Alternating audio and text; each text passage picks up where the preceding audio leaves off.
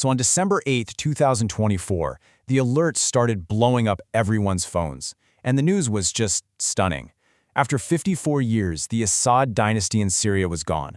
Not through some long, drawn-out negotiation, but just like that. In a collapse so fast it was hard to believe. So how on earth does that happen? That's the real mystery here, isn't it? I mean, this is a government that clung to power through 13 years of absolute carnage, and then suddenly it just vanishes in less than 2 weeks. To figure this out, we need to look at the clues that were, believe it or not, hiding in plain sight. And when I say fast, I mean the speed was just breathtaking. Look at this timeline. November 27th, the rebels launched their offensive. 2 days later, they've taken Aleppo. A week after that, Hama and Homs fall. And then, by December 8th, they literally just walk into the capital, Damascus, without a fight. President Assad was already on a plane to Moscow. It was over. Okay, so our first clue, it's right there on the map. Syria's location has always been a double-edged sword. A blessing, sometimes, but way more often, a curse. It has been a battleground for empires for, well, forever. Here's a good way to think about it. Picture Syria as a convenience store at a massive intersection. Everybody, from the Romans and the Ottomans to modern powers like France, Russia, and the US, they all want a piece of it. It connects Asia, Europe, and Africa. You just can't ignore it. And this whole situation created a kind of trap. See, Syria has just enough oil, just enough good farmland to make it a prize worth fighting for. But it's never had enough to become a major power itself. Its geography basically sealed its fate as a pawn in someone else's game, never the one calling the shots. All right, clue number 2 takes us from the map to the people. The Assad regime, it was a house built on a foundation of pure fear. At its core, it was a tiny minority ruling over a huge, resentful majority. So the Assads are Alawites, who make up just 13% of the population, and they've been ruling over a 74% Sunni Muslim majority. So you gotta ask, how do you maintain that kind of insane power imbalance for over half a century? Well, the answer is pretty grim. Overwhelming, unforgettable brutality. Back in 1982, Bashar al-Assad's father, Hafez, completely leveled the city of Hama to crush an uprising, killing at least 20,000 people. That act created a legacy of fear that haunted the entire nation for decades. So, when protests kicked off again in 2011, the regime went right back to that same brutal playbook. And that's what sparked a civil war that just completely hollowed out the country. We're talking more than half the population displaced, over 90% of the people pushed into poverty. The nation was just a shell of what it once was.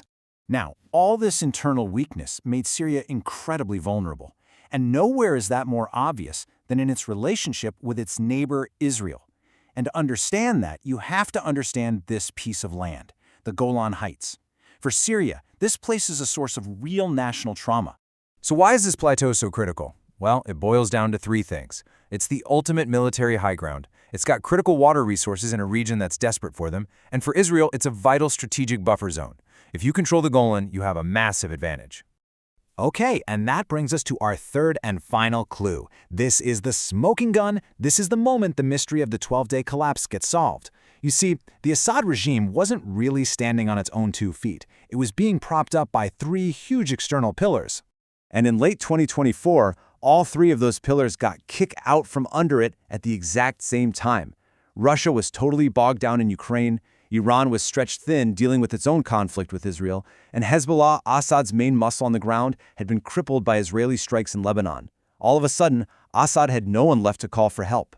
This quote really just sums it up perfectly. The Assad regime had been leaning precariously for years, but once those external supports were yanked away, the brittle, hollowed-out structure just couldn't stand. It didn't just fall, it imploded. So, the mystery's solved. But the fall of the House of Assad didn't happen in a vacuum. It completely redrew the map of the Middle East, and it created some very clear winners and some very clear losers. The immediate fallout was pretty easy to see. Israel and Turkey came out as major winners. I mean, Israel neutralized a lifelong enemy, and Turkey saw the rebels it supported actually take power. But for Iran and Russia, this was a total disaster. Iran lost its land bridge to the Mediterranean, its key base for projecting power. And for Russia, it was just a humiliating loss of an ally and a huge blow to its reputation. But you know, the most dramatic shift of all was Syria's complete 180-degree turn on Iran.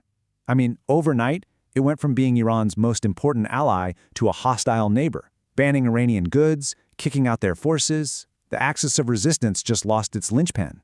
That connection between Tehran and its proxies in Lebanon was just severed. And this big pivot away from Iran, it came with a pretty big reward from the West. By mid-2025, sanctions were lifted, unfreezing $15 billion in assets. For the first time in over a decade, Syria was plugged back into the global financial system. That's a huge first step out of the rubble. The new government, they decided to play it smart. They adopted this very pragmatic foreign policy. So when conflict flared up between the US, Israel, and Iran in 2026, Syria declared what it called active neutrality. Basically, we're staying out of the fight, but we're locking down our own borders. It was a signal to the world that Syria was no longer anyone's proxy. You know, after all the geopolitical chess moves, all the grand strategies, and the collapse of entire dynasties, what do the actual people want? I think this quote just gets right to the heart of it. They're not asking for heaven, they just want a normal life. The chance to go to school, to eat, to live without constant fear.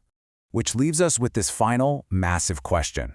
The pieces are in place for a new start, but after so much destruction, so much trauma, and with so many powerful neighbors watching every single move, can Syria actually rebuild itself into a stable, prosperous country? That is the great, unanswered question on this new Syrian game board.